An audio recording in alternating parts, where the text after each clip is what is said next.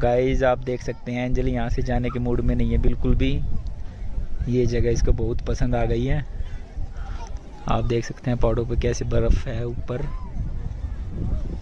और यहाँ बहुत सुंदर दृश्य देखने को मिल रहा है। ये देखो एंजल घर जाने का नाम ही नहीं ले रही। ये देखिए मुझे यहीं छोड़ दो ये बोल रही है। आजो बेटा घर जाना है अब।